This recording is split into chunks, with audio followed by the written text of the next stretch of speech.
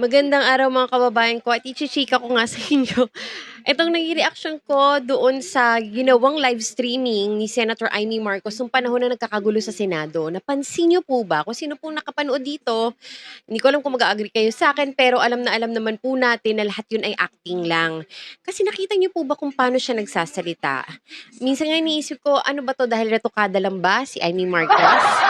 Puno lang ba talaga ng botox ng kanya mukha kaya kulang sa reaksyon? Well, isa na siguro yun, no? Pero kasi halatang-halata mo na parang iniisip niya kung ano yung mga susunod niya sasabihin. No, kung napansin niyo po yun, ganito po siya magsalita. Naku, ito na po, sinusugod na po kami. Huhulihin na po ba kaming lahat?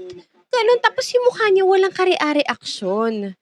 So, not in panic at all. And secondly, nakita do'n 'pag pan nung camera niya, siyempre ginaganon-ganon yung camera niya para makita nga yung kapaligiran niya.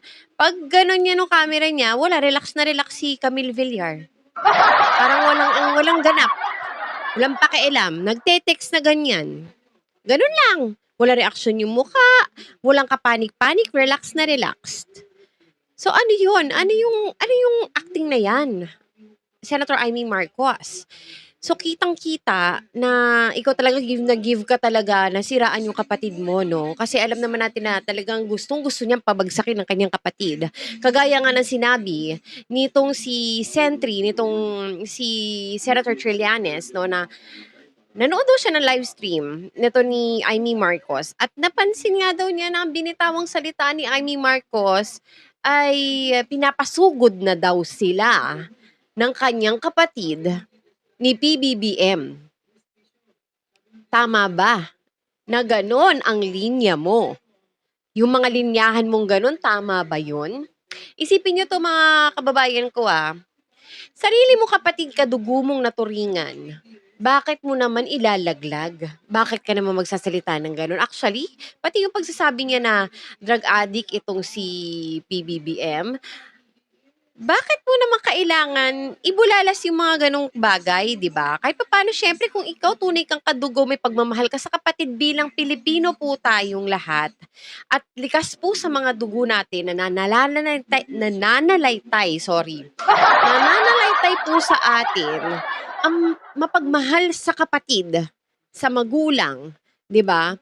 Bakit ikaw? This is very bad example kasi public figure ito si Amy Marcos ta's pinapakita niya sa lahat na tinatraydor niya ang kanyang kapatid, nilalaglag niya ang kanyang kapatid. Promise talaga, may this kind of sibling relationship never find me kasi sobra talaga yung ginagawa ni Amy Marcos, 'no? At kung sisiraan niya si PBBM, sinasabi niya na bangag-bangag, ganyan. Tingnan niyo naman ang performance ng ating pangulo. 'Di ba? At ngayon, bumubulusok pataas sa survey, sa trust ratings.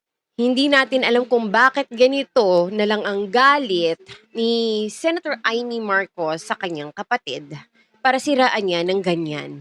Hindi natin alam, 'di ba? Pero nung una, dati pa, tagal na 'to, last year pa yata kino-content ko na 'to na feeling ko si Amy Marcos talaga tsaka si First Lady, sila talaga yung originally na merong hindi pagkakaunawaan, 'no? So, nadadamay lang talaga sa gitna si PBBM kasi nga siyempre asawa naman niya, pinoprotektahan niya din, 'di ba?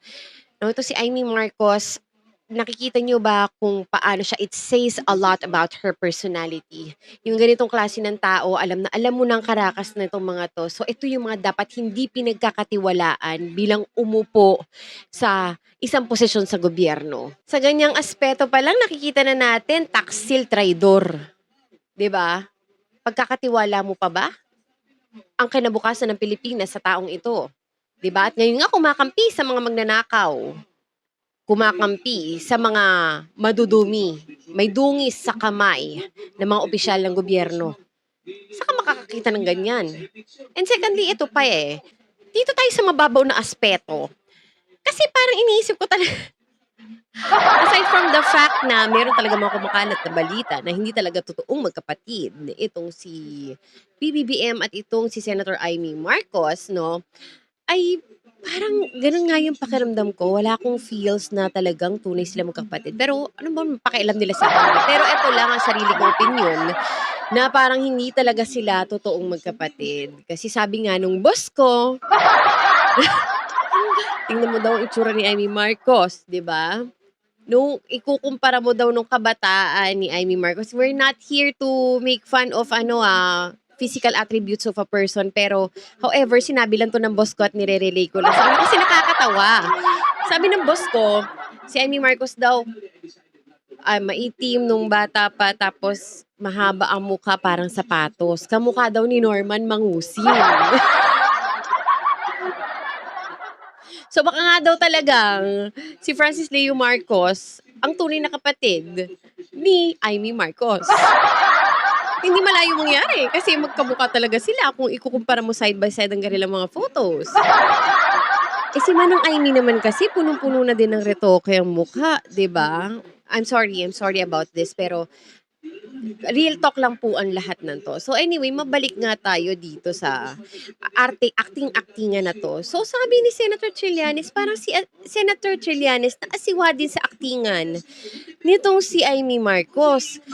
Kasi nga naman bakit ka magbibitaw ng nagni-name drop ka ng mismo pangalan na hindi ka pa nga sigurado kung sino talaga nagpapasugod, 'di ba? Tapos at the same time, eto naman si Senator Cayetano nag-release din ng kanyang live stream. Kanya-kanya silang live stream eh. Sinasabi naman niya na the Senate is under attack. So ganyan.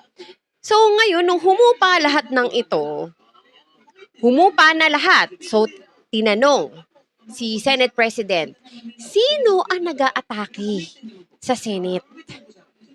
Naggalit-galitan ng lolo mo. Wala siyang maisagot.